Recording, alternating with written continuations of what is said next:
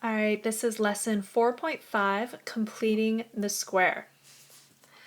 All right, so the objective of completing the square is basically we want to solve for x in a quadratic equation. And we've done this before when we can factor and then we can solve for x, but not all equations are factorable. So that's why we want to use completing the square as kind of our backup plan. All right, so the first thing we want to make sure we know is that this equation is in standard form. All right, so this is what standard form looks like with our quadratic equation. And when it's in standard form, we have these coefficients, a in front of x squared, b in front of x, and then c is our constant. All right, now here are the steps to completing the square, and I'll show them using example 1. All right, so we're asked to solve the equation by completing the square, meaning find out what x is equal to. All right, step 1, we want to move c to the right-hand side of the equation. So in example 1, c is negative 11. So I'm going to add 11 to both sides. So I get x squared plus 10x is equal to 11. Now notice I'm going to leave some space here because I'm going to be adding something to both sides of the equation to complete the square. All right, so that is step 1. Step 2 would be to divide by a. In this case, a is equal to 1. And if I divide by 1, nothing really happens. So step 2 is technically done as well. All right, step 3, we're going to find half of b, square it, and add it to both sides. All right, so b in this case is 10. So I'm going to take 10 divided by 2 and square it. And that gets me 25. So I'm going to add 25 to both sides. All right, so again, I want to take b, divide by 2, and square it. And that's what I'm adding to both sides. All right, step 4, I'm going to factor the left-hand side. Now, by doing step 3, I just made a factorable left side. And it turns out that if I do that correctly, my left-hand side will always end up being a perfect square. All right, so if I factor it, I get x plus 5 squared, and simplify the right-hand side, and I get 36. All right, next, to solve for x, I'm going to get rid of that square by square rooting both sides. And anytime I square root a square, I have to be careful, and I need to have a plus or minus on the right-hand side. All right, so now the square and the square root will cancel out, and I have x plus 5 on the left, and I have plus or minus 6 on the right. Okay, and then my last step is to solve for x. So I'm going to subtract 5 on both sides, so that gets me negative 5 plus or minus 6. All right, and then I just need to simplify to finish solving. So when x is equal to negative 5 plus 6, I get 1. Or if I get negative 5 minus 6, I get negative 11. And that's my final answer. All right, let me go ahead and show it again with number 2. All right, number 2, I'm going to I'm going to subtract 25 from both sides, and make sure you leave some space to complete the square. I'm going to take my b of negative 6, divide by 2, and square it. And that gets me 9. So I'm going to add 9 to both sides. Factoring the left-hand side, I get x minus 3 squared. Simplifying the right-hand side, I get negative 16.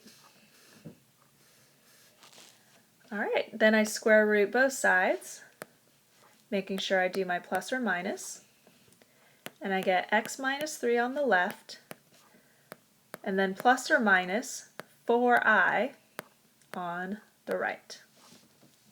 All right, the I, because to take the negative out of the root, that's where I get my I, and then rad 16 leaves me with 4. All right, and then finally I solve for x by adding 3 on both sides. So I get x is equal to 3 plus or minus 4i as my final answer. Okay, let me show one more with this one, and that is number 3. In this case, it's a little bit different because I do notice this 2 in front of my x squared. I know it says that in the directions step 2 is divide by a, but I actually like to do that first just to kind of get it out of the way. So I'm going to divide everything by 2, and that just makes the problem a lot simpler because the numbers are a lot smaller. Alright, and then I proceed just like before. Subtract the 22, leave some space to complete the square. Take the b of 8, divide by 2 and square it, giving us 16 to add to both sides. Factor the left, we get x plus 4 squared, and simplify the right, and I get negative 6. Alright, then finally to solve for x, I'm going to get rid of that square by square rooting both sides, and I need that plus or minus, and then that gives me x plus 4 now on the left, and then plus or minus I rad 6 on the right hand side. Remember, pulling out that negative gets you that I.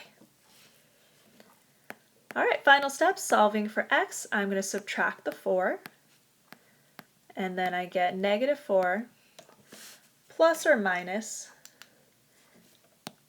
I rad 6. Plus or minus I rad 6. All right, let's go on to the back.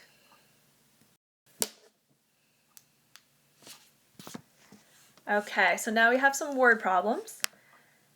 Number 4, it says a rectangle has dimensions 6 centimeters and 5 centimeters.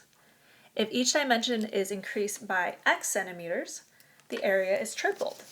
Find that value of x. All right, so I have a rectangle here. And originally, it is a 5 centimeter by 6 centimeter. But each dimension is increased by x centimeters. All right, so instead of a 5 or 6 by 5, I know I'm going to increase each dimension by x. So this is now going to be 6 plus x, and this is 5 plus x. And this is now my new rectangle. So my old rectangle was a 5 by 6, so it had an area of 30. And now the new area is going to be triple of that, which means the new area is going to be 90 centimeters square. All right, so that means 6 plus x times 5 plus x must be equal to that new area of 90. Okay, so let's solve for x. I'm going to FOIL, and I get 30 plus 6x plus 5x plus x squared is equal to 90. So that gets me x squared plus 11x plus 30 is equal to 90. So x squared plus 11x minus 60 is equal to 0. All right, now at this point I have to make a choice. Do I want to solve by completing the square or by factoring? Factoring is a lot easier if it works. So I'm going to try factoring first. So I know x times x gets me x squared, and it turns out that 15 times 4 gets me the 60. A positive 15 times negative 4 gets me the negative 60. And when I cross multiply and add, I'm able to get that middle term of 11x. So it is factorable. All right, so my first parenthesis is going to be x plus 15, and my second parenthesis is going to be x minus 4 is equal to 0. So x is equal to negative 15 from this factor, or 4 from this factor. And since we're talking about increasing the rectangle, I can't subtract 15, that decreases the rectangle into like a negative dimension, which is not possible. So that means my final answer is just 4 centimeters. All right, and that is number 4. Okay, number 5. It says, when the dimensions of a cube are reduced by 2 inches on each side, the surface area of the new cube is 96 square inches. So this is surface area. What are the dimensions of the original cube? So that's the question. All right, so if I take a cube and I'm reducing each side by 2 inches, I'm going to set my x to be equal to the length of the side of the original rectangle. All right, so length of side of original cube is what I'm going to set x to be.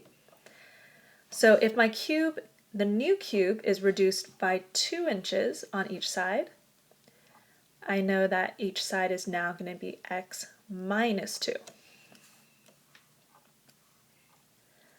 All right, now I need the surface area. So the surface area is literally the area of all the surfaces.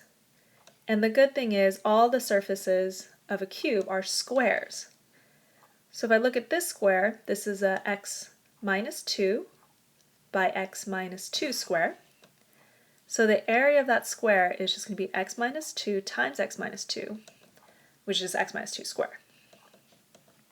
And a cube has 6 of those sides, so I'm going to multiply that by 6 to equal to the new surface area of 96.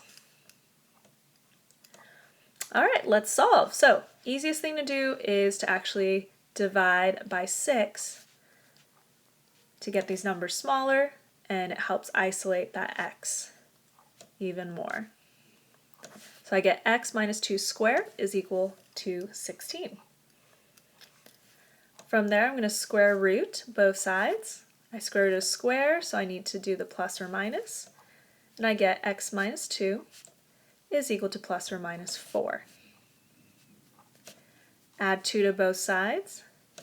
I get 2 plus or minus 4, meaning x can be equal to 2 plus 4, which is 6, or 2 minus 4, which is negative 2. Since we're talking about the length of the side of the original cube, which is what x stands for, it can't be negative 2, so it must be 6. All right, so it's asking, the question's asking for the dimension, so I need to put this in dimension form. So this cube is going to be a 6 by 6 by 6 inch cube. And that is my final answer.